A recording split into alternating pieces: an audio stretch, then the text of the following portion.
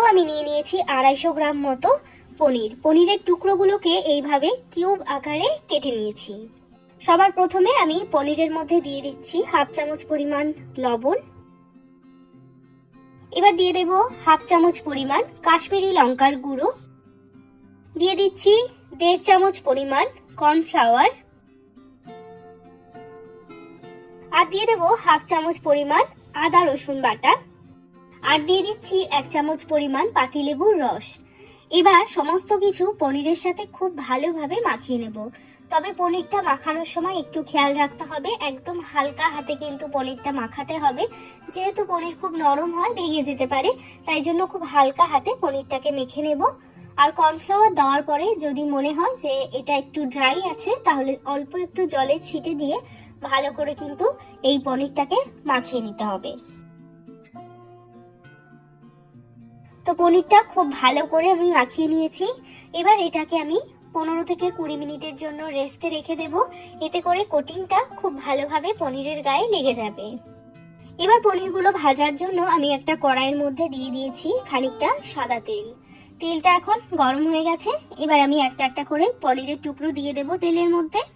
গ্যাসের ফ্লেমটা বাড়িয়ে দিয়ে পনিরগুলোকে একদম কড়া করে ভেজে নিতে হবে। পনির খুব নরম থাকে, আর পনিরগুলো দেওয়ার সাথে সাথেই কিন্তু এটাকে নাড়াচাড়া করা যাবে না, তাহলে কিন্তু কোটিংটা খুলে যাবে। তাই জন্য পনিরটা এক পাশে একটু ভাজা হলে তারপর কিন্তু পনিরগুলোকে উল্টে পাল্টে ভালো করে ভাজতে হবে। পনিরগুলো এক পাশে ভালো করে একটু ভাজা হয়ে গেছে। এখন আমি উল্টে পাল্টে খুব ভালো করে কড়া করে ভেজে নিচ্ছি। খুব বেশি নাড়াচাড়া করা যাবে না, তাহলেও কিন্তু পনিরের যে কোটিংটা আছে সেটা খুলে যাবে। তো এখানে দেখো একদম লাল করে কড়া করে কিন্তু ভাজা হয়ে গেছে। আর খুব সুন্দর করে পনিরগুলো কিন্তু ভেজে নিতে হবে, তাহলে চিলি পনিরের স্বাদ কিন্তু খুবই ভালো আসবে। তো এখানে আমার সমস্ত পনির ভাজা হয়ে গেছে, আমি পনিরগুলোকে তুলে নিচ্ছি। এবার আমি যেই কড়াইতে চিলি পনিরটা বানাবো সেই কড়াইয়ের মধ্যে পনির ভাজার তেল খানিকটা এর মধ্যে দিয়ে দিচ্ছি। তেলটাকে একদম হাই ফ্লেমে রেখে দিয়েছি, আর একদম ধোঁয়া ওঠা গরম হয়ে গেছে। এখন আমি এর মধ্যে দিয়ে দিচ্ছি রসুন কুচি। মোটামুটি 1 টেবিল চামচ রসুন কুচি দিয়েছি। চিলি পনিরে রসুনের পরিমাণটা একটু বেশি দিলে খেতে ভালো লাগে, তবে তোমরা তোমাদের স্বাদ মতো ইচ্ছে মতো এটা বাড়িয়ে কমিয়ে দিতে পারো। রসুনটাকে কিছুক্ষণের জন্য একটু ভেজে নেব। 1-1.5 মিনিট মতো রসুন কুচিটাকে ভেজে নিয়েছি। এখন আমি এর মধ্যে অ্যাড করে দিচ্ছি আদা কুচি।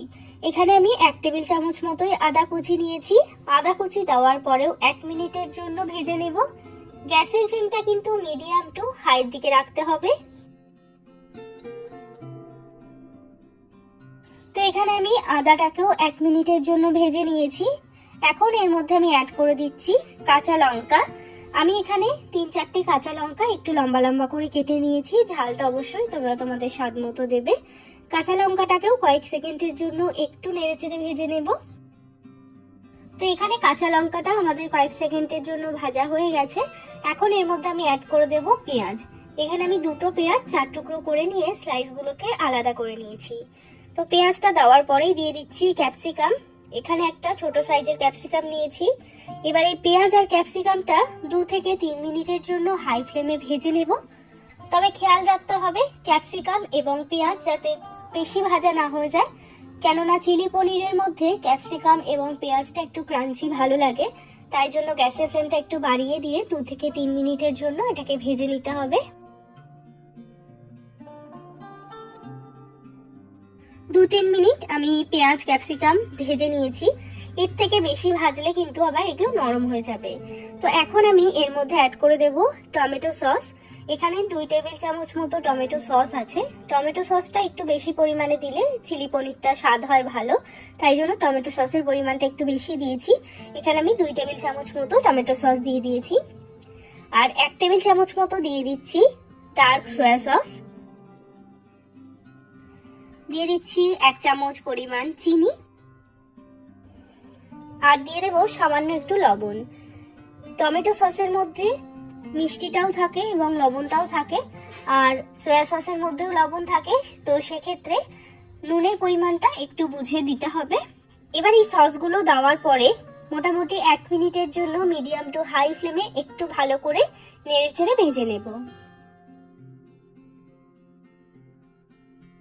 সসটাকে দেওয়ার পরেও 1 মিনিটের জন্য ভালো করে ভেজে নিয়েছি। এখন আমরা একটা কর্নফ্লাওয়ারের মিক্সচার বানাবো। এতে করে আমাদের চিলি পনিরের গ্রেভিটা বেশ রেস্টুরেন্টের মতো একটু ঠিক হবে। তো তাই জন্য একটা বাটির মধ্যে আমি দিয়ে দিচ্ছি 1 চামচ পরিমাণ কর্নফ্লাওয়ার।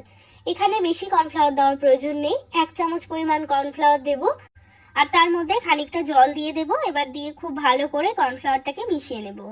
কর্নফ্লাওয়ারের মধ্যে যাতে কোনো রকম লাম্পস না থাকে, কোনো রকম দলা না থাকে, সেই রকম ভাবে কর্নফ্লাওয়ারটাকে ভালো করে গুলিয়ে নিতে হবে। এবার আমি কর্নফ্লাওয়ারটা এখন দিয়ে দিচ্ছি।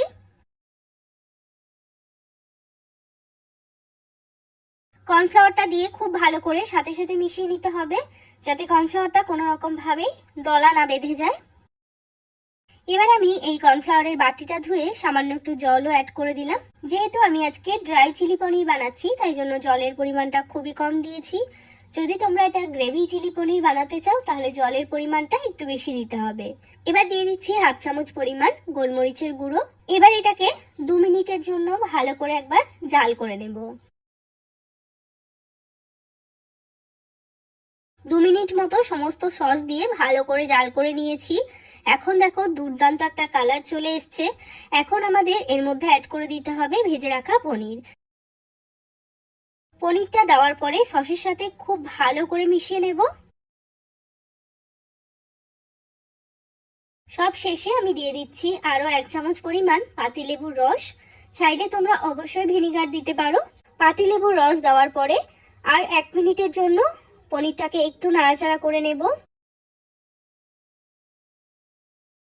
তো 1 মিনিট পর আমি গ্যাসটাকে অফ করে দিচ্ছি। তো তৈরি হয়ে গেল আমাদের দুর্দান্ত স্বাদের চিলি পনিরের রেসিপি। এইভাবে বাড়িতে চিলি পনির বানালে রেস্টুরেন্টের স্বাদকেও কিন্তু একদম হার মানাবে। এই চিলি পনির একবার খেলে রেস্টুরেন্টে গিয়ে চিলি পনির অর্ডার করে আর খেতে হবে না। এটার সাথে বিশেষ করে নান, ফ্রাইড রাইস, লাচ্ছা পরোটা খেতে দারুণ লাগে আর ভীষণ টেস্টি হয়। বাড়িতে বানানোও কিন্তু ভীষণই সহজ। রেসিপিটা অবশ্যই একবার এইরকম ভাবে ট্রাই করে দেখবে। আশা করব তোমাদেরও অনেক ভালো লাগবে। আর আজকের ভিডিওটা যদি ভালো লেগে থাকে তাহলে অনুরোধ করব একটা লাইক করার জন্য। চ্যানেলটিকে যদি সাবস্ক্রাইব করে না থাকো তাহলে চ্যানেলটিকে সাবস্ক্রাইব করে নিতে পারো যদি এরকম আরো ভিডিও দেখতে চাও।